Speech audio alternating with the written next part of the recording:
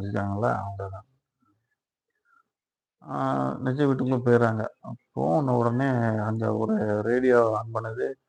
ரேடியோல வந்து விஷயங்கள சொல்றாங்க. சொல்லிட்டு என்ன சொல்றாங்க அப்படின்னு பார்த்தீங்கன்னா, இந்த மாதிரி இந்த இடத்துல வந்து நெறைய ஆத்மாக்கள் வந்து இருக்கு. உங்கள வந்து வரவேற்குது. அப்படின்ற மாரி சொன்ன உடனே, வந்துட்டீங்க. ஆனா யாருமே உயிரோட போ முடியாது அப்படின்னு சொல்றாங்க. சொன்ன உடனே ஒரே பயமாயி போகுது. என்னடா இது!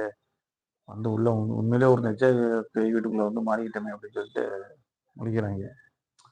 அப்ப வந்து அடுத்து அது என்ன அடுத்து அந்த வீட்ட விட்டு வெளில போணுமே, இதுக்கு என்ன பண்ணலாம் அப்படின்னு சொல்லிட்டு, ஒரு டீம் வந்து அப்படியே நீங்க மொத வெளில போயிருங்க. பின்னாடி நாங்க போயிர்றோம் அப்படின்னு சொல்றாங்க.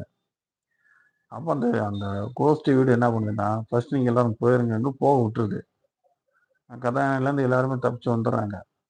வந்ததுக்கு முன்னாடி அவங்க வீட்ல வந்து என்ன சொல்றாங்க அப்படின்னு பார்த்தீங்கன்னா, இந்த இடத்துல வந்து நீங்க அதாவது வந்து இந்த இடத்துல வந்து நீங்க யாருமே உயிரோட திரும்பி போ முடியாது. மொத்தம் 11 பேர் வந்துருக்கீங்க. 11 பேத்தையும் நான் கொல்லுவேன் அப்படின்னு சொல்லுது.